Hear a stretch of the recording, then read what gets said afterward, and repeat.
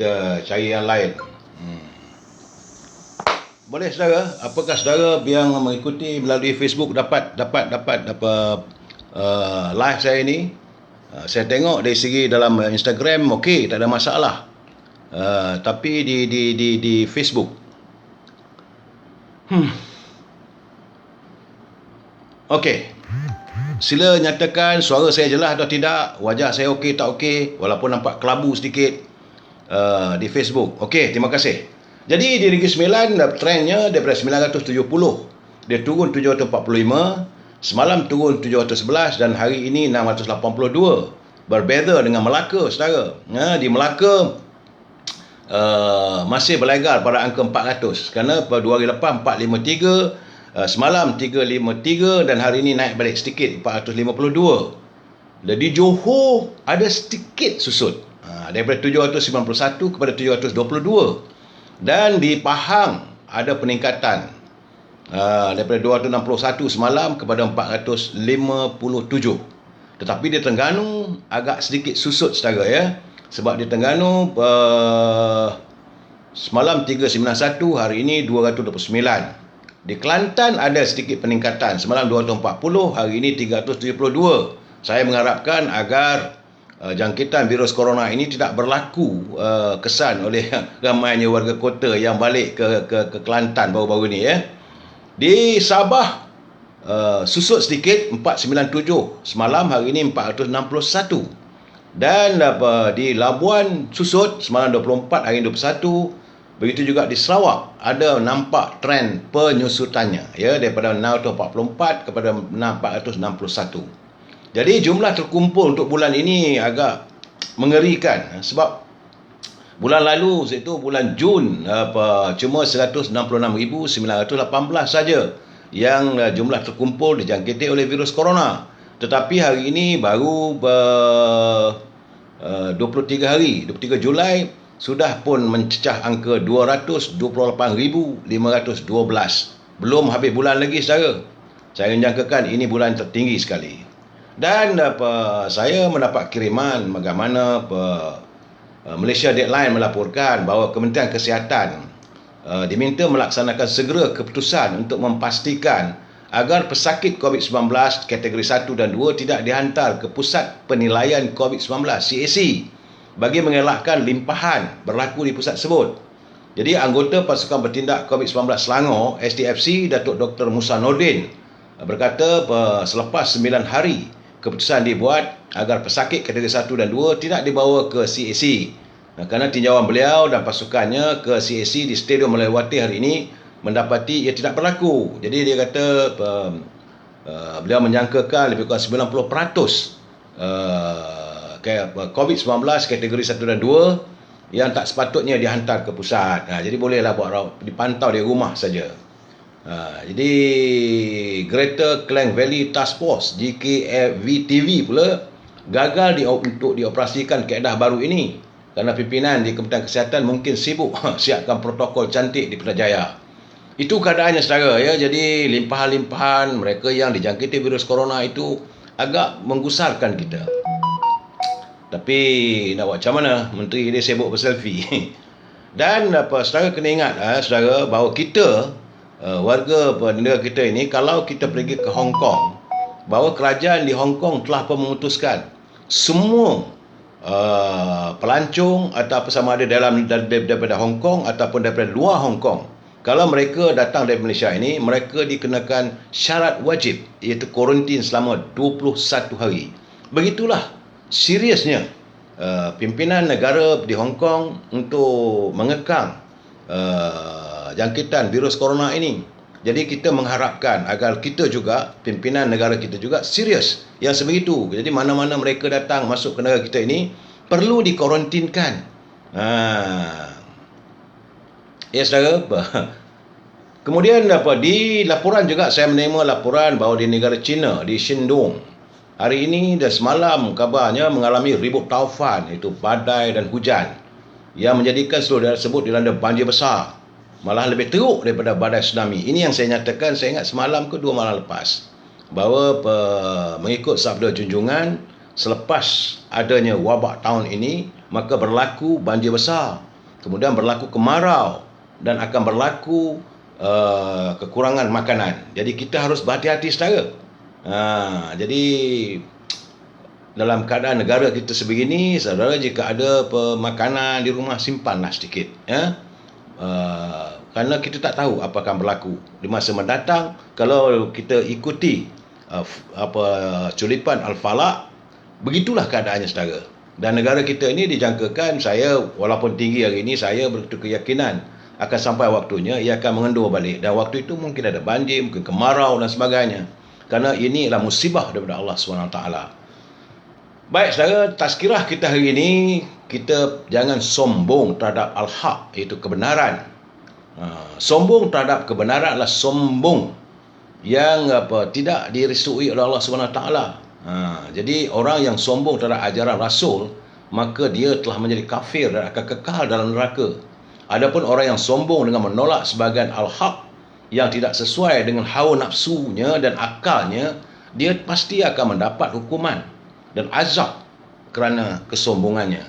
Jadi oleh itu, sebab tidak seharusnya lah kita sebagai mukmin, sama ada lelaki dan mukmin perempuan, apabila Allah dan Rasulnya telah menetapkan sesuatu ketetapan itu, janganlah kita menyanggah ataupun merasakan kita lebih bijak. Kerana sebagaimana yang terdapat dari surah Al-Ahzab, maksudnya, maka demi Tuhanmu, mereka pada hakikatnya tidak beriman hingga mereka menjadikan kamu hakim terhadap perkara yang mereka persisihkan. Kerana mereka tidak merasa dalam hati mereka sesuatu keberatan terhadap putusan yang kamu berikan, dan mereka menerima dengan sepenuhnya. Jadi saudara, jangan kita sombong. Ini paling penting saudara, ya.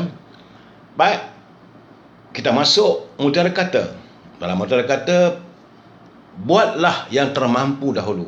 InsyaAllah Allah akan bantu selepas itu. Dan syukurilah sedikit terlebih dahulu, kerana Allah akan memperbanyakkan apa yang kita perolehi. Itu mutiara kata kita hari ini. Saudara, salam impian moratorium dan kumpulan wang simpanan pekerja RM10,000. Hari ini hari Jumaat, masih saya belum dapat lagi pernyataan apakah warga kita sudah pun memperolehi wang daripada kumpulan wang simpanan pekerja sebagaimana yang mereka pohon. Begitu juga moratorium juga tak ada khabar berita. Wallahu a'lam bissawab. Jadi saya tidak boleh memberi pencerahan. Saya minta maaf saudara, tapi saya harus menyuarakan. Dalam salam impian moratorium dan kumpulan wang simpanan pekerja, kita menuntut kepekaan, keprihatinan pimpinan negara, dan kita berharap agar pimpinan negara tidak berbelanja mengikut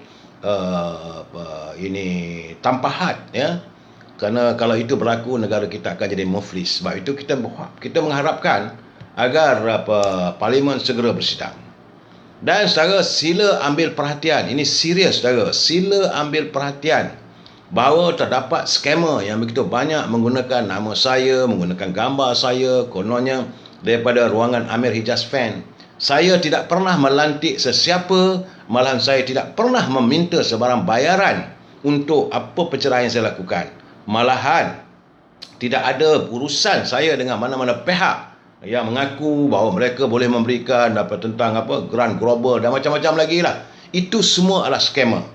Jadi kalau saudara dihubungi, ada telefon, kalau terjangkit nombor telefon mereka, serahkan pada polis cawangan komersial ataupun delete terus, jangan layan. Saya khawatir bahawa kita akan tertipu, terperangkap. Dalam keadaan hari ini mereka cuba menipu lah.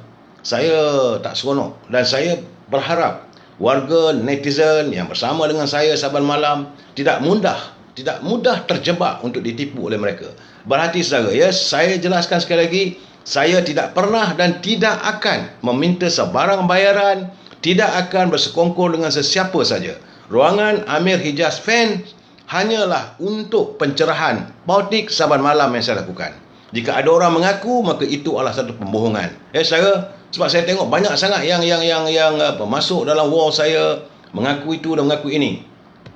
Jadi saya haraplah saudara lebih berhati-hati dalam keadaan hari ini, saudara. Baik. Tajuk perbincangan kita malam ini adalah Kembara Getir Rakyat. Kembara Getir Rakyat. Sebelum saya memberi pencerahan, kita santunilah dulu pantun Pak Nazil. Pak Nazil ni kalau dia berkias, cukup indah bahasanya. Kata Pak Nazil, rendahnya suhu di kampung Sentua, berasa gugup terlindung mentari. Sudah tahu liciknya ketua, masih sanggup bergandeng diri. Dan kita tahu orang yang jadi ketua ke pemimpin ke dia licik. Jadi buat apa kita nak associate ataupun bersama dengan mereka? Ayah menjiruh si anak salah, selepas rehat mengail ikan. Pemimpin terus berkeras kepala, sanggup melihat rakyat tertekan. Itu cara Pak Nazil menyindir pimpinan dan memberi keperingatan kepada mereka. Janganlah rakyat ini diletakkan dalam keadaan yang sukar. Baik, bagi mereka yang melihat ataupun menonton live saya ini dan menyunting untuk dimasukkan semula dalam live saya ini melalui ke channel YouTube dan sebarang channel, saya ingin nyatakan bahawa saya tidak bertanggungjawab atas sebarang suntingan yang mereka lakukan. Itu adalah tindakan mereka kerana saya tidak berkemampuan untuk melihat dan saya tidak pernah memberi keizinan untuk mereka menculik atau memotong 10 minit. Itu urusan mereka. Dan kalau mereka melakukannya itu, fikirlah berkali-kali bahawa saudara harus bertanggungjawab atas culipan ini.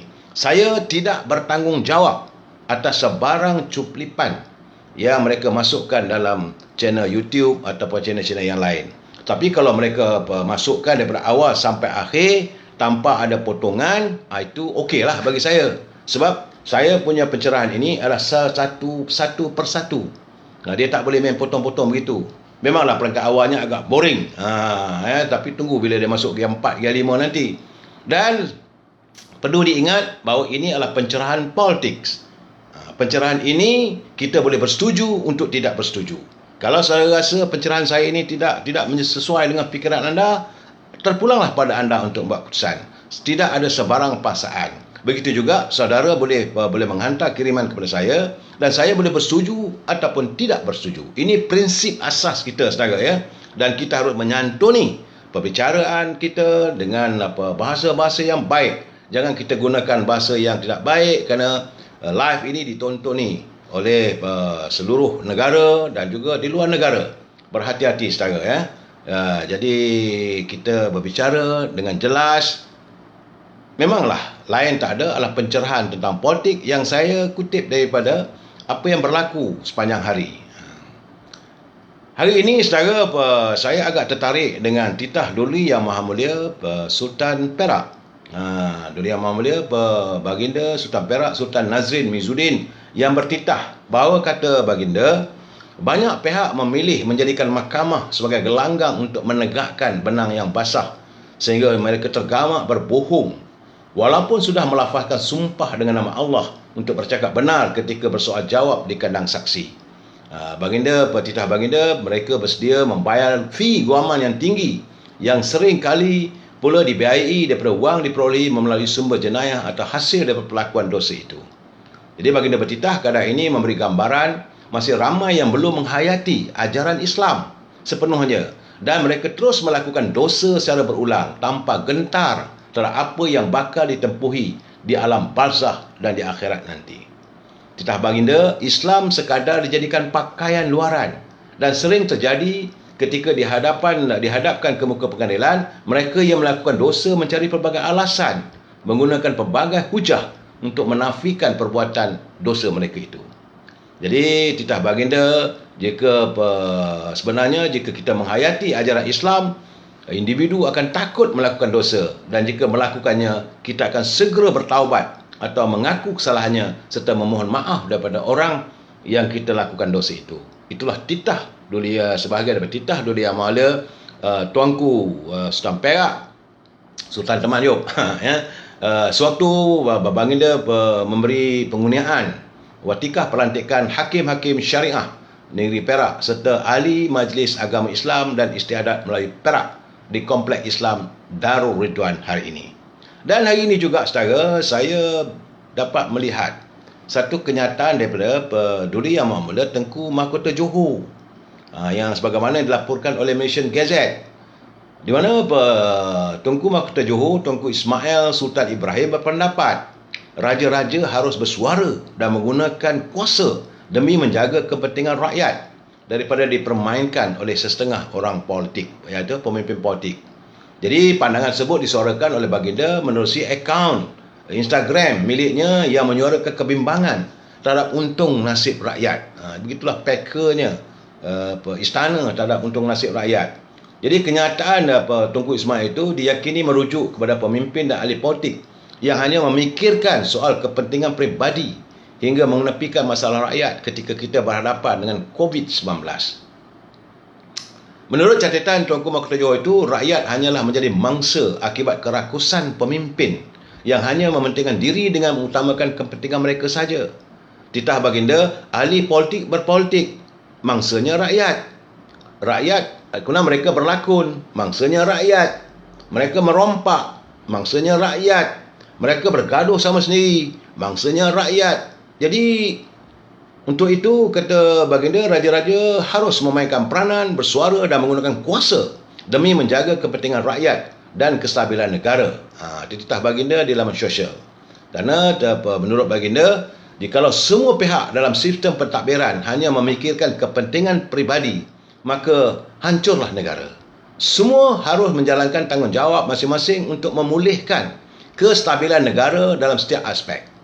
Mohon ampun tuanku, patut nyatakan semula. Dan begitulah kita melihat bahawa kejernihan hati dua pimpinan istana, satu di Johor dan satu di Perak, saudara.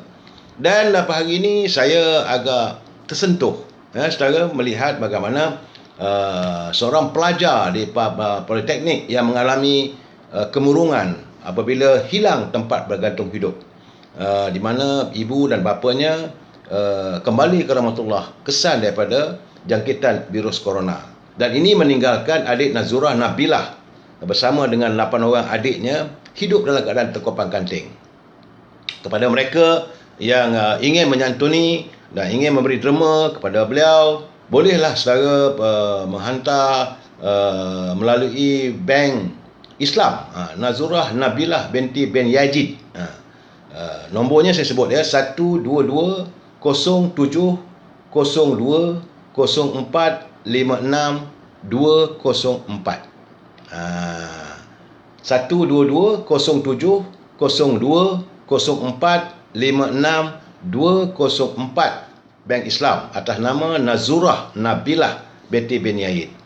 Alamat beliau, kalau mana nak pergi ke rumah, nak beri bantuan dan sebagainya, bolehlah terus kepada ke alamatnya di nombor 47 Jalan Mawar 1, Seksyen BB2, Bukit Beruntung, Rawang, Selangor.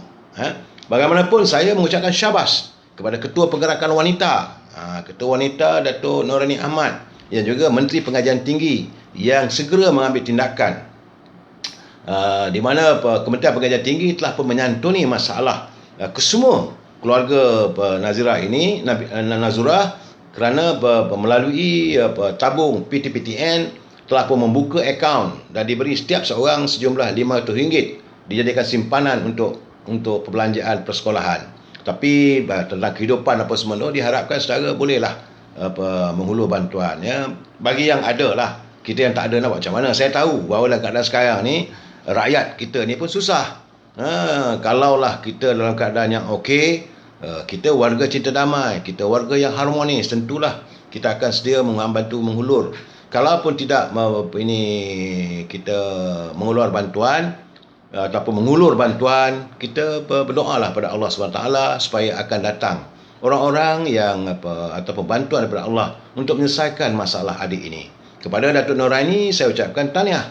Kalau inilah tindakannya, maka tentulah rakyat, sebab ini tindakan cepat, tindakan pantas daripada Kementerian Pengajian Tinggi. Malahan katanya Datuk Norani juga telah pun mengambil keputusan memindahkan agar adik Nazurah ini ditempatkan belajar di Politik Mersing, yang berhampiran dengan rumah kediamannya di kawasan Mersing, Johor. Jadi kita harus bersimpati dan kita harap agar pimpinan yang mana baik, saya kata kalau baik, saya kata baik. Begitu juga hari ini saya cakap terus terang saudara, saya hari ini agak terkesima melihat satu video yang tular, tapi saya tak tahu bahawa benar atau tidak, tapi rupa wajah itu seperti Yang Berhormat Tan Sri Perdana Menteri, iaitu di halaman Friends of Rahman Bakar. Ada tersiar video berdurasi 1 minit 7 saat kiriman saudara Hasan Abdul Rahman. Agak menarik perhatian saya. Jadi itu menggambarkan dia bertopeng, tapi saya rasa dengan tubuh badannya, dari segi struktur bodinya, saya rasa itu adalah Perdana Menteri kita. Jadi beliau membawa sebungkus daging korban dan dihantar ke rumah, kawasan rumah ini marhain rakyat biasa, dan kehadiran itu tidak diiringi oleh escort ataupun diiringi oleh pengawal-pengawal. Dia seorang datang, Assalamualaikum, mak ada, ni daging untuk korban. Tapi ibunya kata, ini rasanya Perdana Menteri. Dan inilah membuat hati rakyat begitu disantuni.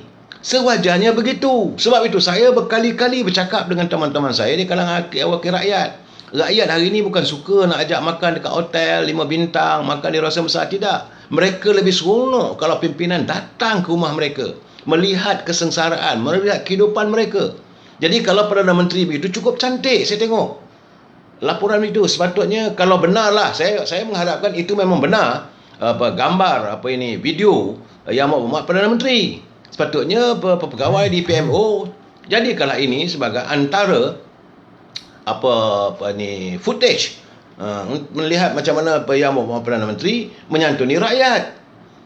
Tapi itulah, kalau dari awal dulu, mereka daripada awal dulu, Tan Sri Perdana Menteri memanglah rakyat sayang, suka, membantu dan sebagainya. Tapi bila dia hilang di tengah jalan, cuma tinggal lagi 2 hari lagi nak sidang parlimen, baru keluar gambar begitu, tak tahulah. Saya tak tahu tu pelang. Tapi bagi saya, kalau yang baik, saya harus katakan ini baik. Kalau tak baik, saya kata tak baik. Jangan gambar begitu, tak salah. Bagi saya, kita tidak harus menanam kebencian. Cuma kita menyuarakan kalau tak betul.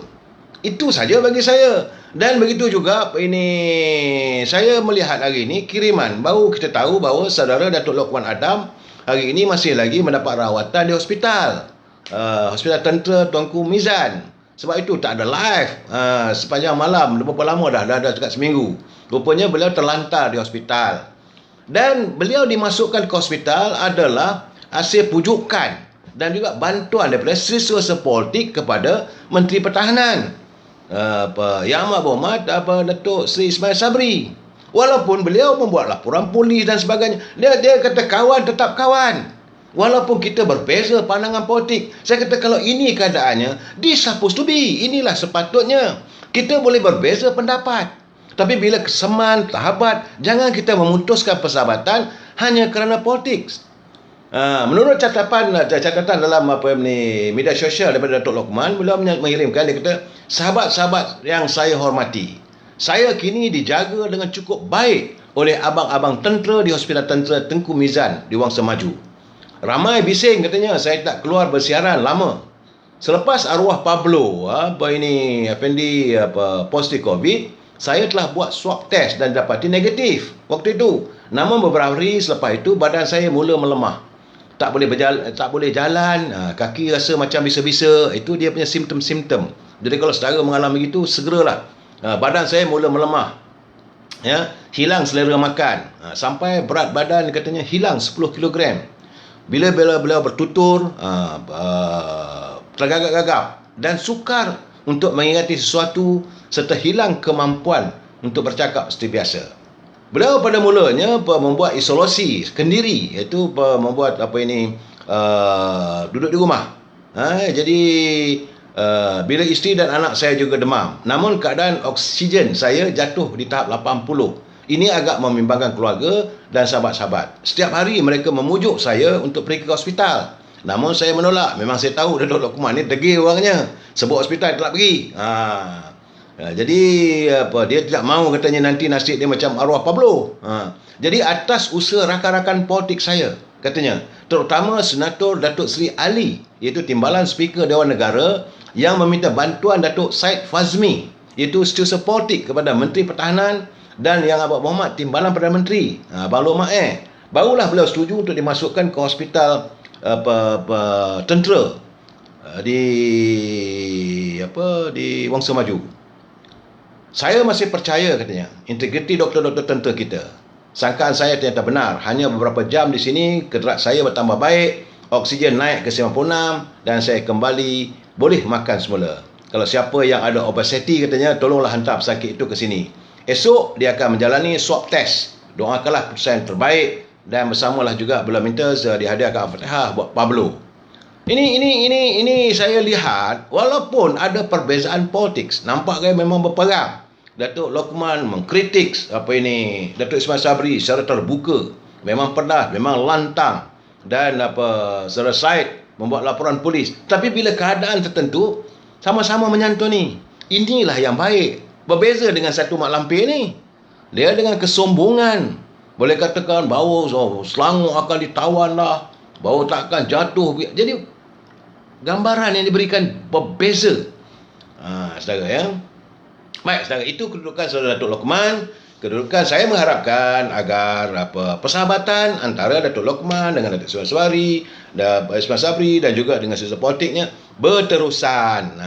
Datuk Lokman ini macam saya katakan, dia ada hati dalam taman. Ada taman dalam hati.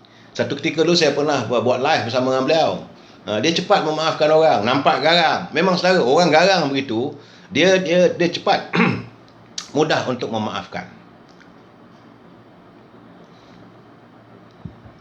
Baik, saudara.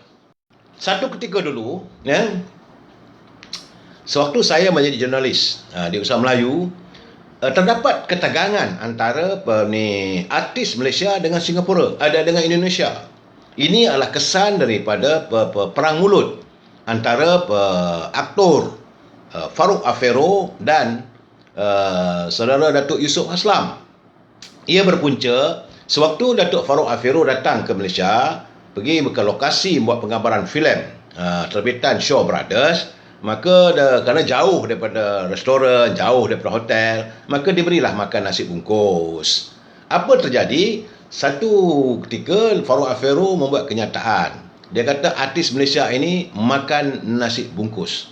Ini telah disanggah oleh saudara Yusof Aslam. Yusof Aslam ni dia memang semangat kenegaraannya. Jadi dia jumpa dengan saya, dia kata, tak boleh, you kena tulis. Saya membangkang, membantah tindakan Farouk Afero. Akhirnya menjadi perang mulut hanya kerana sebungkus nasi bungkus. Ya, saudara, ya. Saya cuba dengar. Jadi terpaksalah Persatuan Seniman dan Persatuan Parfi, Persatuan Filem Indonesia ni mencari perdamaian untuk mendamaikan kedua mereka. Berpunca daripada kenyataan berhubung dengan nasi bungkus. Hari ini nilai nasi bungkus sudah tinggi. Apabila sebuah helikopter dihantar khusus untuk mengambil sejumlah 36 bungkus nasi bungkus, itu nasi wangge di Ipoh. Walaupun memanglah ada kontroversi sedikit, bagaimana helikopter tersebut terpaksa mendarat di airport, lapangan terbang Ipoh, tetapi dia mendarat di padang sekolah di Ipoh. Ini menimbulkan macam-macam kontroversi lah. Rupa-rupanya helikopter datang hanya untuk mengambil nasi bungkus daripada setengah orang panggil dia nasi ganja. Saya panggil nasi wangge. Lama dulu dekat berhadapan dengan bus stand atau stesen bas Tanjung Rambutan. Saudara, dalam keadaan begitu kecoh-kecoh, saya berkata, wah, hebat ni. Ambil nasi bungkus dengan helikopter.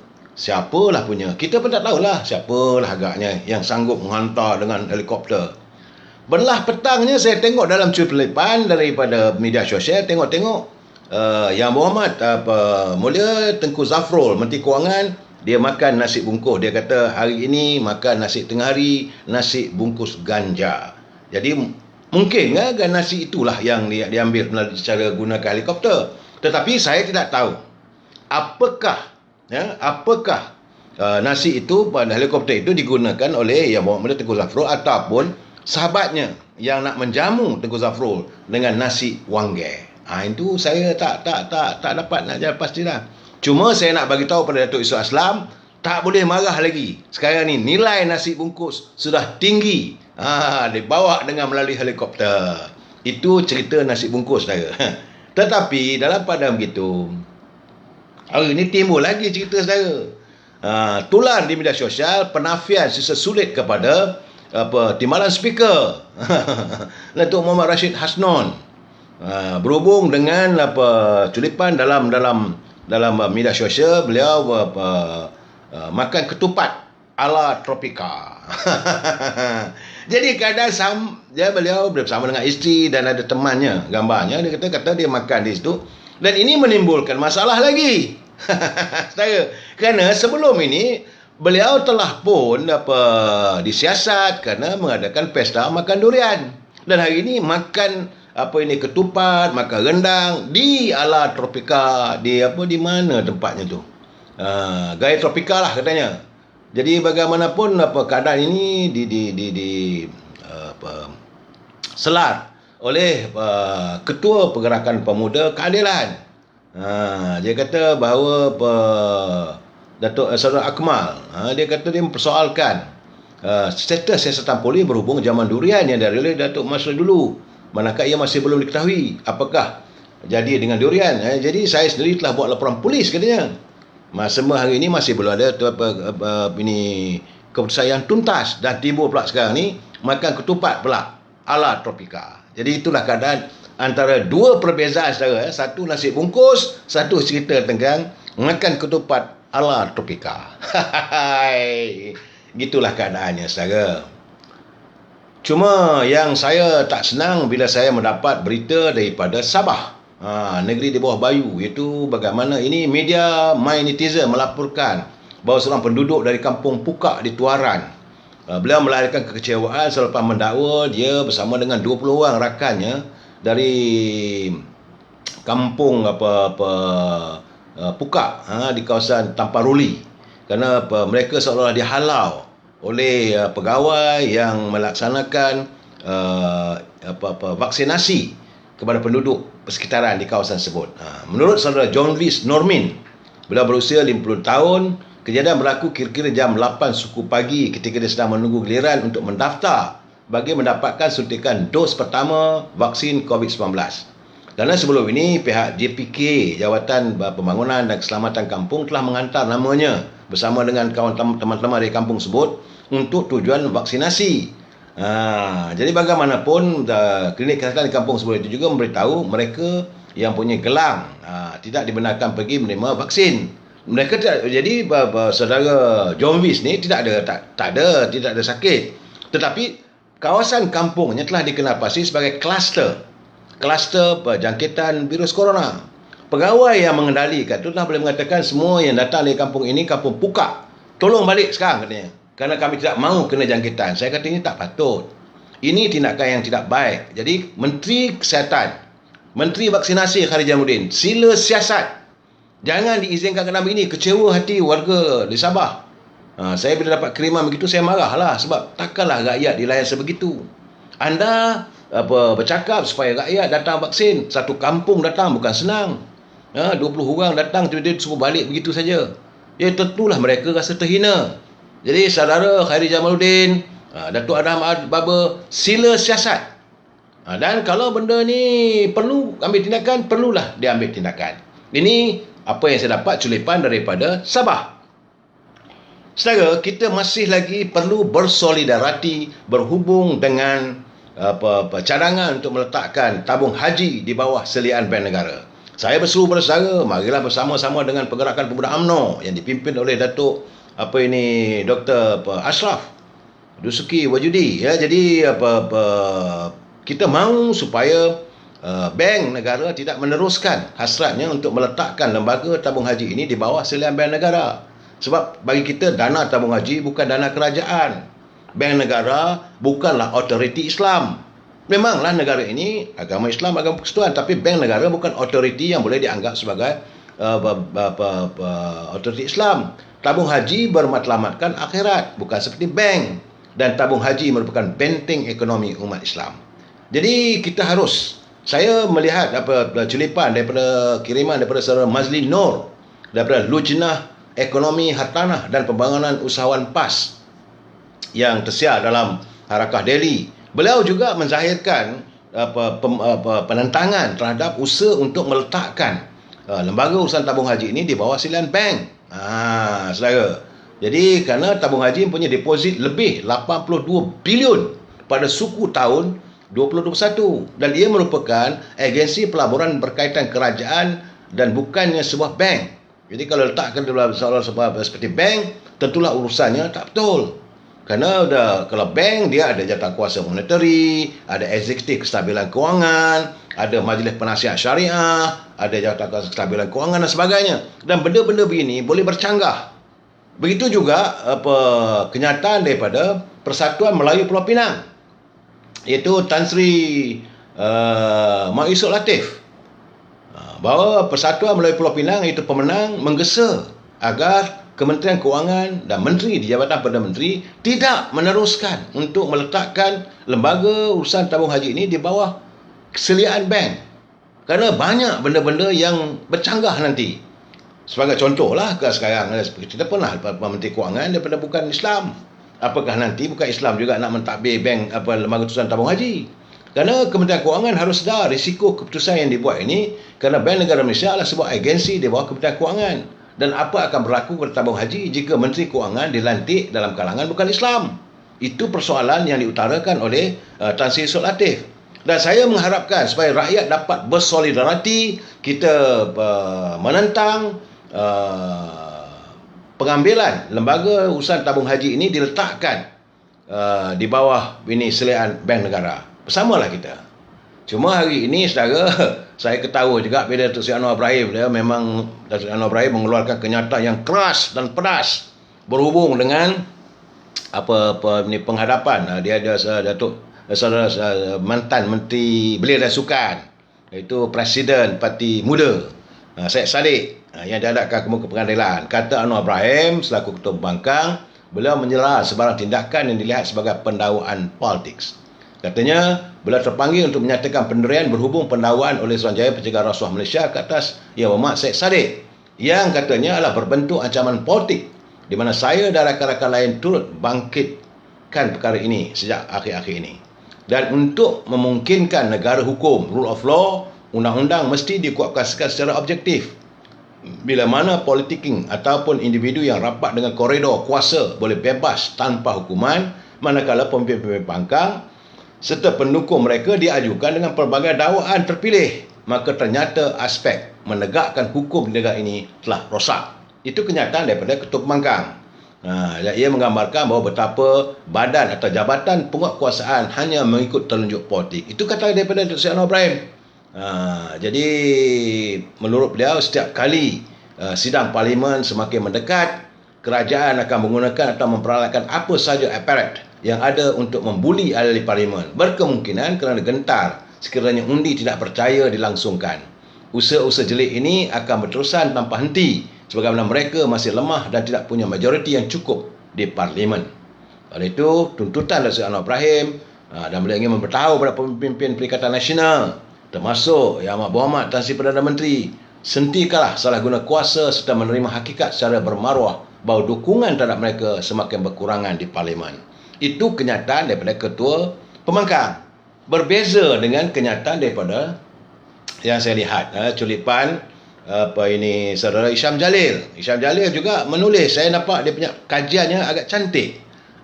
Dia kata dia tertarik dengan hujahan yang dibuat kerana dia baru terbaca kenyataan-kenyataan dan juga melihat video tentang Syed Saddiq. Dia kata pertama, dia kata hujahan Syed Saddiq untuk membela dirinya terhadap tuduhan kesalahan jenayah pecah amanah mengeluarkan wang daripada Parti Armada Bersatu sebanyak RM1 juta kerana kelulusan tanpa kelulusan daripada Majlis Pimpinan Tertinggi Parti Bersatu adalah agak bertentangan katanya. Dalam sejarah dunia ini memang banyak katanya penjenayah gunakan alasan bahawa sebab orang lain boleh buat.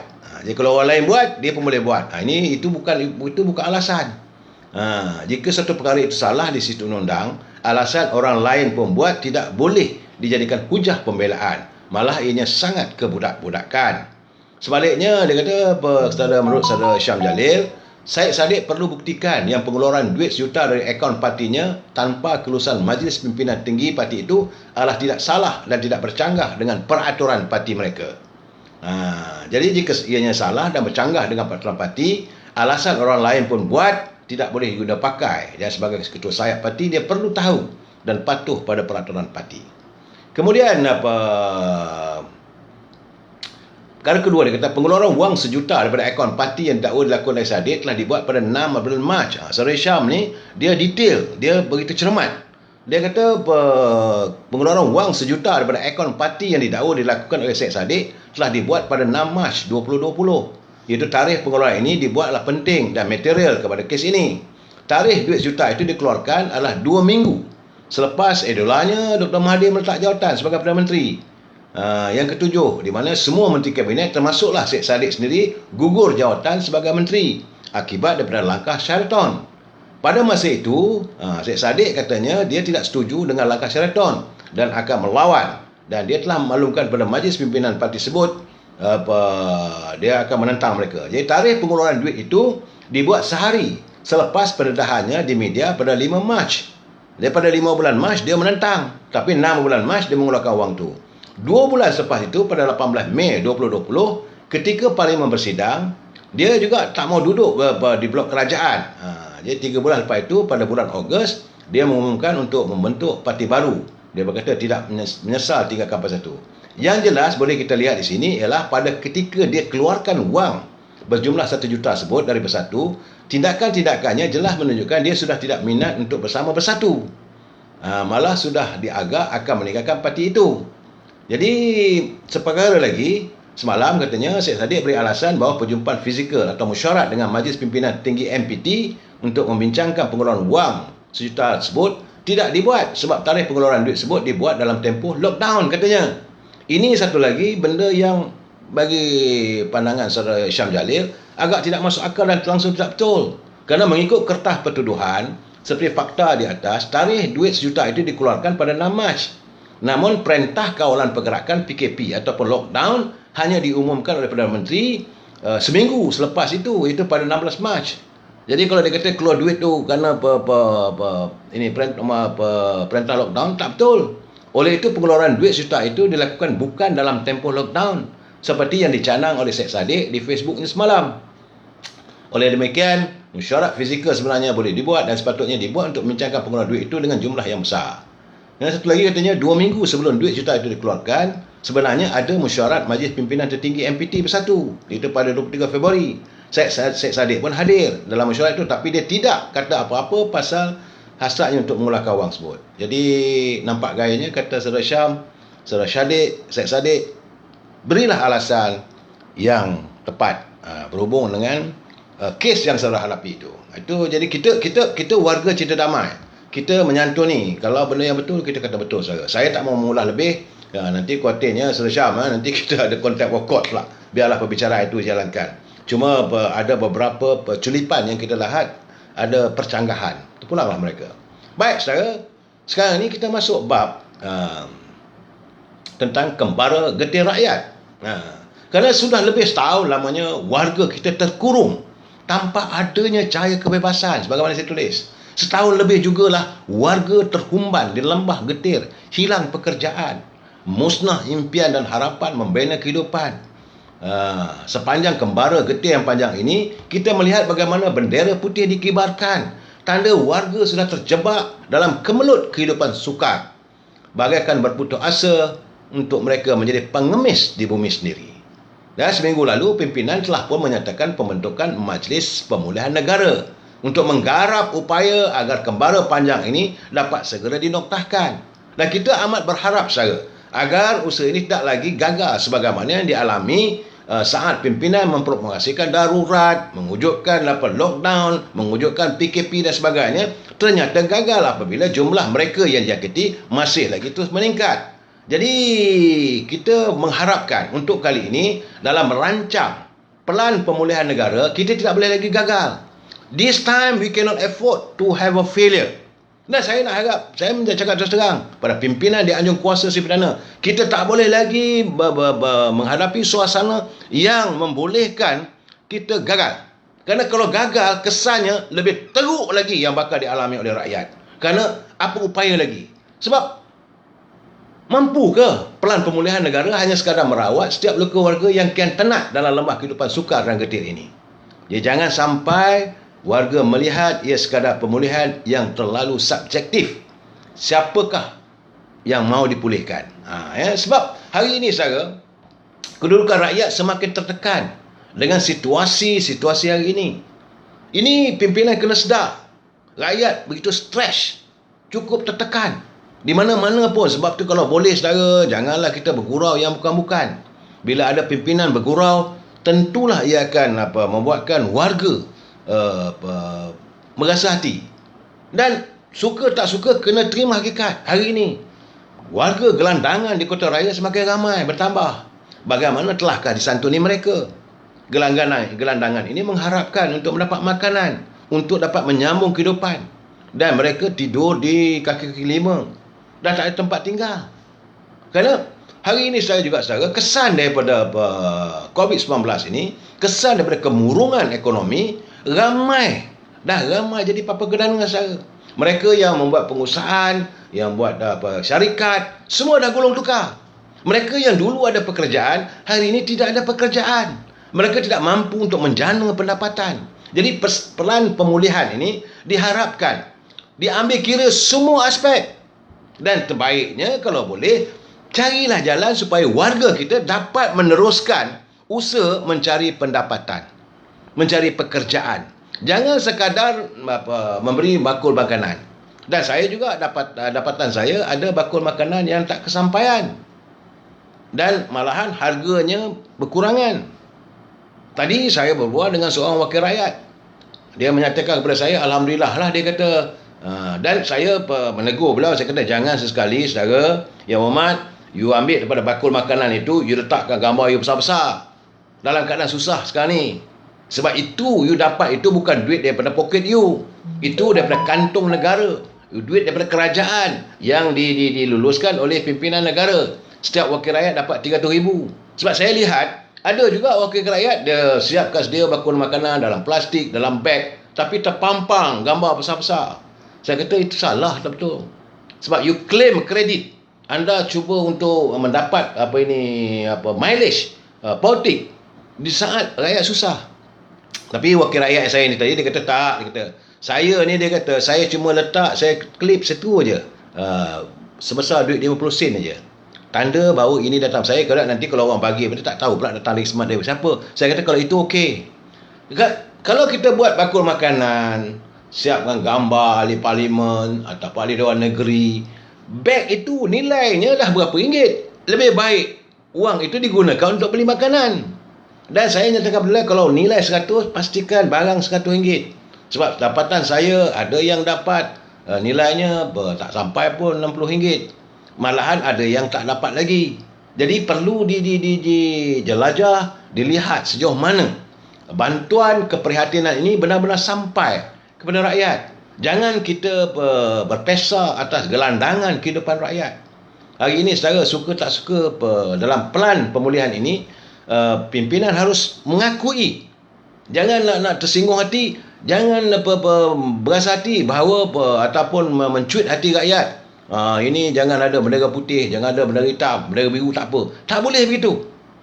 Rakyat terpaksa letakkan bendera putih itu, tanda dah tak ada jalan lagi, dah hilang upaya. Cuma saya bersyukur hari ini tak ada pula cerita orang bunuh diri. Alhamdulillah. Jadi mesej yang dihantar dalam media sosial begitu. Saya haraplah setiap tak wakil rakyat. Ini saya bercakap siang tadi dengan ahli parlimen, ahli wakil rakyat tadi. Dia kata, brother yang berhormat, kali ini kalau you pergi, mungkinlah lepas COVID ke, ada majlis jamuan semua, tak perlulah berjamu besar-besaran di Dewan.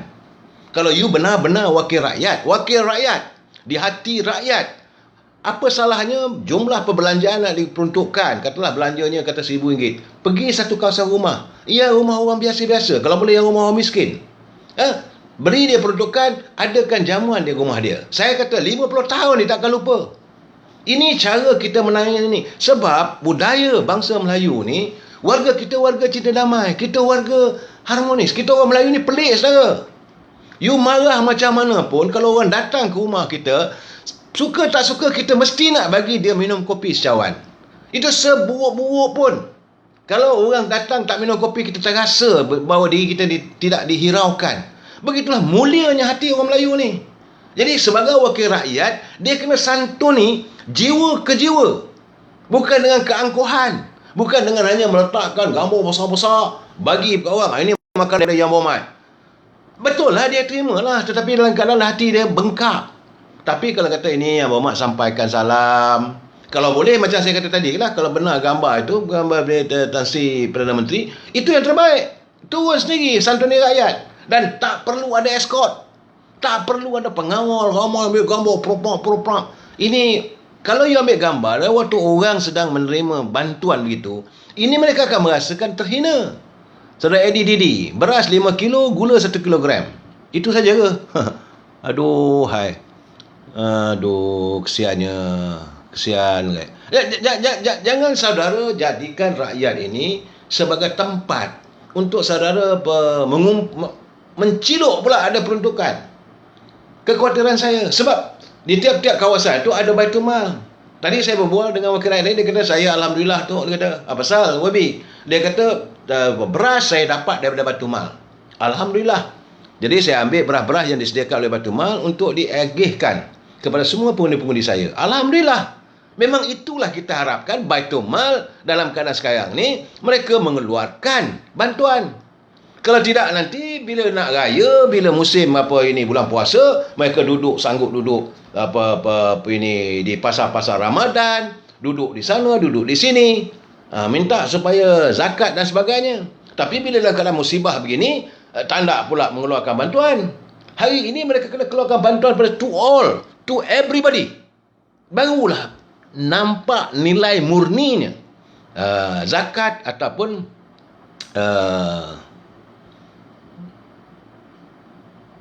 siapa ni? Datuk tolong santuni mereka plastik di... Aduh. Memang saya dah tulis, saya kata. Saya kalau boleh, kita tak mahu. Kalau RM100 peruntukannya, biar barangan RM1 dalam plastik. Tak apalah. Tak perlu ada gambar. Tak perlu. Malahan kadang-kadang letak gambar begitu, akhirnya kalau letak begitu dipijak je orang aja. Kalau jatuh ni, orang pijak gambar kita. Buat apa? Majal tau. Kalau gambar saya ni, saya letak dalam kertas, okey, malut apa semua, buat gambar saya. Lepas tu, bila habis barang dipakai semua, kadang-kadang letak kat bawah. Orang lalu orang pijak. Hei, orang pijak gambar kita. Majal bro. Jadi ahli-ahli parlimen, wakil-wakil rakyat kena ingat tu. Saya haraplah saudara, sila santuni rakyat dengan penuh keprihatinan. Di saat rakyat susah. This is the time bahawa kita harus merasai.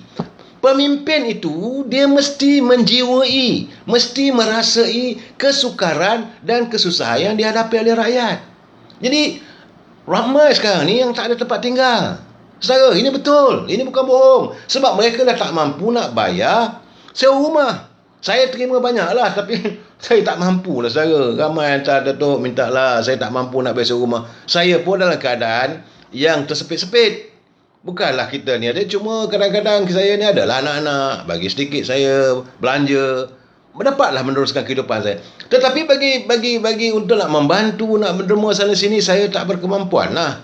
Kemudian kita kena ingat satu harapan, apakah strategik yang disantuni, yang bakal diwujudkan oleh pimpinan negara dalam pelan pemulihan negara ini, benar-benar sesuatu yang menghayati kehidupan rakyat. Kita tak mahu nanti bila fail lagi bersikap seperti sudah terantuk baru tergadah. Jangan. Dan saudara yang punya kesempatan